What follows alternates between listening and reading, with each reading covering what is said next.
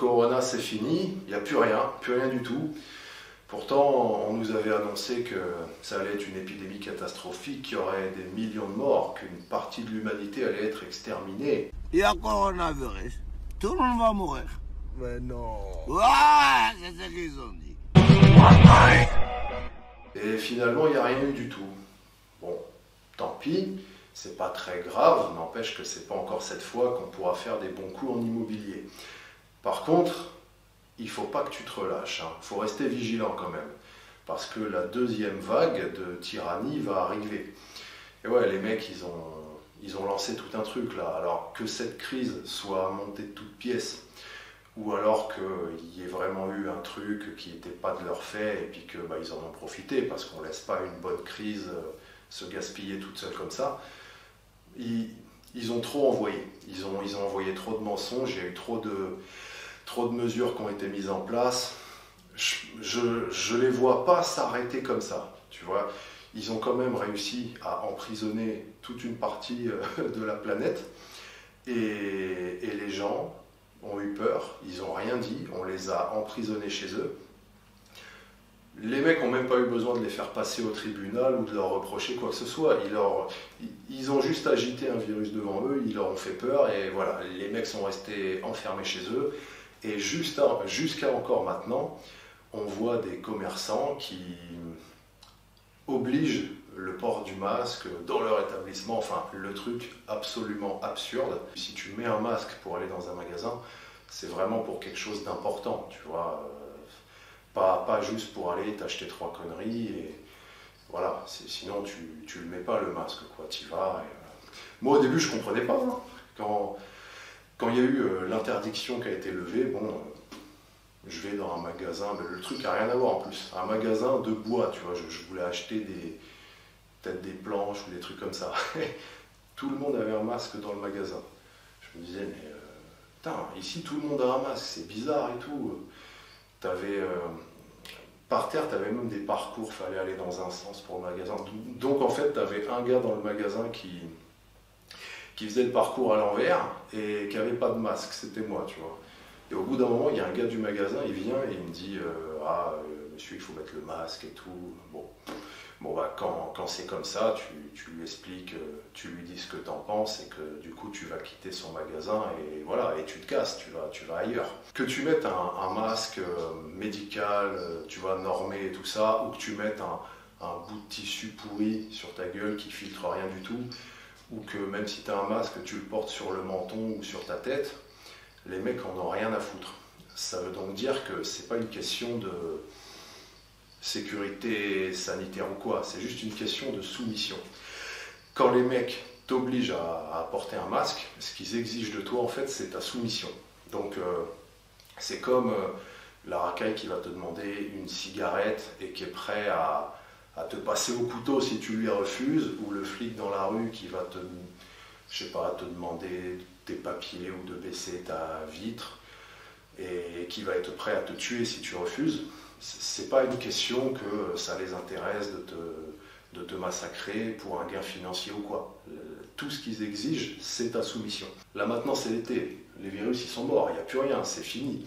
Et en plus il fait super chaud. Et tu vois encore dans la rue, même dans la rue où il n'y a personne, hein, des mecs qui sont tout seuls avec leur masque. Et bon, alors après tu peux toujours te dire, il a peut-être une raison spécifique ou quoi, je sais pas, on n'en sait rien, mais sauf qu'il y en a trop pour que ce soit le cas, tu vois.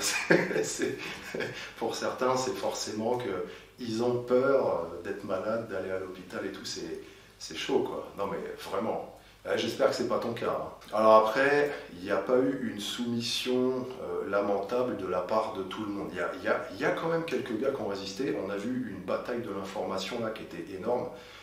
Tu regardes Netflix, franchement arrête, hein, c'est de la merde. La réalité est beaucoup plus intéressante. Et voilà, il se passe des tas de trucs.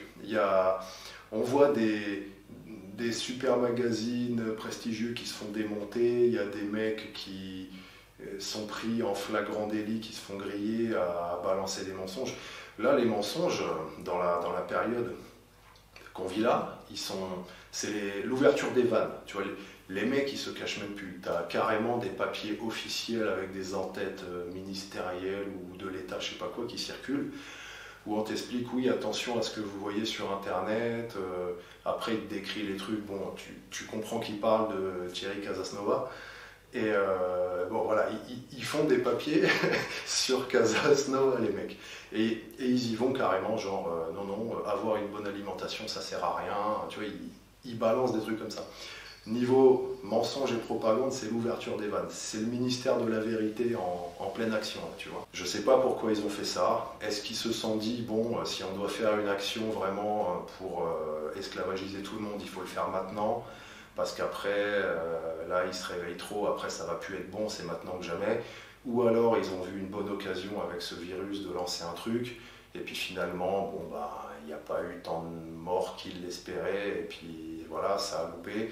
J'en sais rien, en tout cas c'est assez bizarre, ils ont lancé un gros coup, et alors d'un côté il y a eu une soumission énorme de la plupart des gens. Au tout début, quand il y a eu la loi du confinement qui a été proférée, tu avais 90% des gens qui étaient OK, il y a tous les collabos qui se sont manifestés, même encore maintenant. Enfin bon, voilà, c'était... Les mecs, ils avaient de la marge. En fait, l'État était beaucoup trop gentil jusqu'à maintenant par rapport à ce qu'ils pouvaient se permettre de faire. Ils avaient encore du crédit de tyrannie qu'ils n'avaient pas utilisé. Et voilà, du coup, ils l'ont utilisé. Hein. C'était l'occasion. Il y a eu le combo avec la crise, ça a permis de faire des trucs. Bon, après, là, c'est un peu différent maintenant quand même, j'ai l'impression. Il y a des gens qui se sont un peu ressaisis après qu'ils aient eu le coup de flip. Bon, ils ont un peu repris leurs esprits. Donc bon, on va voir ce que ça va donner. En tout cas, je pense qu'il y a eu trop de trucs mis en œuvre qui ont été faits. Et puis, comme je disais il y a 3 mois, le virus, il s'en ira. Il n'y aura plus rien après. Par contre, les mecs, ils n'oublieront pas à quel point c'était facile d'avoir la complaisance de tout le monde pour supprimer encore plus des libertés individuelles, quoi, des droits de base, des droits fondamentaux ou des droits naturels, on pourrait dire. Il y a eu des grosses batailles autour des traitements aussi, ça c'était un gros point. Hein. Alors, ouais, parce que dans les manipulations de chiffres, il y a eu aussi le fait que les médecins d'habitude ils soignaient les gens, tu sais, donc moi je m'en fous un peu, je suis pas trop pour la médecine, j'utilise pas la médecine. La médecine c'est un truc d'urgence en fait, c'est bien pour quand t'as un problème, voilà, t'as trop déconné, ah merde, j'ai fait trop de conneries, là je suis dans la merde, bon bah j'ai besoin de la médecine pour réparer cette urgence. Donc ça peut arriver, normalement t'es pas censé en avoir besoin. C'est comme faire certaines réparations sur ta bagnole, tu n'en auras jamais besoin si tu fais l'entretien correctement. Après, tu peux avoir des accidents, tout ça. Maintenant, si tu changes tes consommables, que tu mets ton huile, tout ça, que tu roules normalement, que tu utilises la bagnole pour l'utilisation qu'elle est prévue, tu n'auras aucun problème. Après, bon, si tu fais pas ça, si tu ne respectes pas les règles de fonctionnement, il y a un moment, tu as besoin de mesures d'urgence pour te sortir de la merde. Bon, pour moi, la médecine, c'est la même chose, quoi. C'est des trucs d'urgence, voilà, c'est à coup de drogue, des substances, c'est vraiment quand tu es dans un sale état. Donc bon, théoriquement, t'es pas concerné par ça, moi aussi, si tu regardes ces vidéos, c'est que t'es pas dans ce truc-là, tu sais que t'as pas besoin de ce genre de truc. Et bon, évidemment, c'est dans l'idéal, après... va savoir les conneries qu'on fait. Tout est tellement pollué, pourri maintenant que, bon, des fois tu sais jamais, mais bon. Dans l'absolu, on s'en tape. C'est pas notre truc. Il y a des fois, je peux même me demander, faut-il être pour la médecine? C'est vrai que s'il y a des situations d'urgence, bon, c'est bien d'avoir des moyens pour y pallier. Le truc, c'est qu'après, il y a des dérives. Tu vois, il y a des gens... Et ben, voilà, ils sont en fin de vie, leur corps est tout pété, c'est plus de la mesure d'urgence, c'est juste que c'est normal qu'ils meurent en fait, après c'est la sélection. Bon, le problème c'est que quand tu soignes des gens, tu peux pas commencer à avoir des jugements, bon lui je pense que c'est normal qu'il crève donc je le soigne pas, tu vois, c'est compliqué après, c'est pas possible, donc tu es obligé de soigner tout le monde.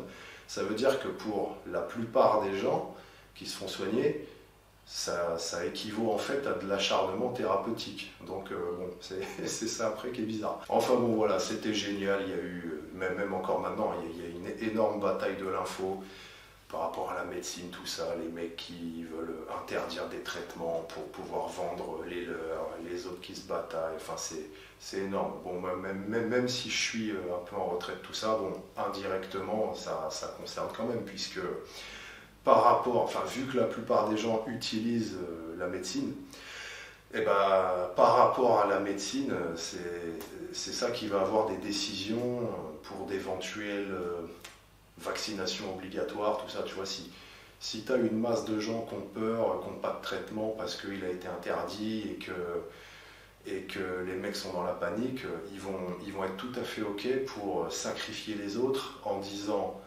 d'accord, en donnant leur accord pour des lois qui vont obliger tout le monde à des mesures super tyranniques. Donc bon, on est indirectement concerné. Après, voilà, je veux dire, depuis que je suis tout petit, je le sais que cette vie, elle est niquée, le monde est pipé, on est entouré de salopards qui nous attendent à tous les coins de rue. Donc bon, quoi qu'il puisse arriver, bouille guidonne, on s'en fout, quoi, on s'adaptera toujours, et puis voilà, après, malheur aux faibles et ceux qui se laissent avoir, et puis bon, même si on y perd tous, on s'en fout, on s'adapte, on résiste, et puis finalement, c'est pas les gens les plus affûtés qui vont subir, même s'ils font quand même partie de la société, quoi, hein, et que tout le monde va manger sévère. Tiens, pendant ces 3 mois, j'ai vu aussi beaucoup et j'ai eu droit aussi, moi, à des remarques comme ça. Comme ça a beaucoup parlé de médecine, on a aussi vu beaucoup de gens qui disaient non, mais tu connais rien, tu n'es pas médecin, virologue ou quoi. Alors que bon, ça parlait juste tu vois, de liberté individuelle et de santé. C'est absolument con de faire une remarque comme ça. C'est comme si tu disais au moniteur d'auto-école, mais qu'est-ce que vous y connaissez en sécurité routière? Vous n'êtes que moniteur d'auto-école, vous n'êtes pas pompier. Vous n'avez jamais été en intervention sur un accident de la route ou quoi que ce soit, donc fermez votre gueule. On a vu beaucoup ça. Quand un mec te dit ça, bon, tu sais qu'il est membre du culte. C'est un scientiste. Le mec, si c'est pas scientifique, si ça n'a pas suivi le procédé scientifique, le mec, voilà, ça l'intéresse pas. Voilà. C'est-à-dire que le mec, tu peux lui planter une fourchette dans le pec, il va te dire mais qu'est-ce que tu fais, j'ai mal et tout. Tu lui dis non mais qu'est-ce qui t'arrive, pourquoi tu dis que t'as mal, qu'est-ce qui te permet de dire que t'as mal, quel instrument de mesure as-tu utilisé pour mesurer ta douleur, ce que tu dis n'a rien de scientifique. Le mec il va te dire ah oui c'est vrai, excuse-moi, tu vois. Et même à très haut niveau, hein, on a vu des désaccords. Et là du coup je profite pour te faire un petit rappel sur la vidéo que j'ai fait sur les hiérarchies des humains. Tu as le top de la pyramide, donc c'est les élites. Il y a un truc que j'aurais pu dire dessus, c'est que les élites, la question qui se pose tout le temps, on va dire je pense que ça doit être le point central de toutes leurs décisions, c'est le ratio contrôle et qualité de la société qu'ils doivent exercer. Quand tu mets un contrôle sur une société, tu la dégrades. Les gens ont moins de liberté, donc ils sont moins productifs, ils sont plus malheureux, il y a des inventions qui ne voient pas le jour, il y a des humains de qualité qui ne vont pas naître, il y a des projets qui ne vont pas se faire, tu vois, tu niques tout. Par contre, tu as le contrôle. Toi, sur ce qu'il y a, tu le contrôles. Si tu lâches un peu de contrôle, ta société va s'améliorer. Donc, tu auras un truc qui va être de bien meilleure qualité. Par contre, tu auras moins de contrôle dessus. Tu pourras moins en profiter directement. Et bon, bah, si tu renforces le contrôle, ouais, tu vas avoir une super tyrannie sur le truc. Par contre, tu auras une société complètement pourrie où il ne va rien se passer. Bon. Après, je pense que dans les élites, leur question principale, ça doit être ça. Quel degré de contrôle on exerce, tu vois, l'idée, c'est de trouver le meilleur ratio pour avoir un bon contrôle sur quelque chose qui est quand même de qualité et qui apporte beaucoup de bénéfices. Donc bon, après, ça dépend aussi des time frames toujours. Hein. Tu peux vouloir renforcer ton contrôle à court terme et tu dégrades en espérant que ça va te faire gagner des trucs à long terme, tout ça, bon, il y a tout un tas de trucs. Et Du coup, je pense que tu as des élites en désaccord sur toutes ces affaires qui se passent en ce moment. Et à mon avis, c'est par rapport à des placements de curseurs sur l'axe contrôle, qualité du cheptel qui est en débat en fait. Hein.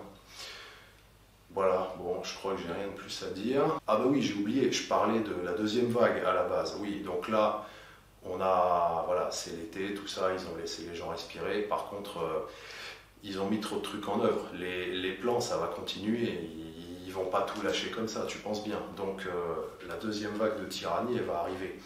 Et elle va être beaucoup plus violente que celle qu'il y a eu il y a un mois. Donc là, pour l'instant, les gens ont oublié, c'est cool, ils se promènent.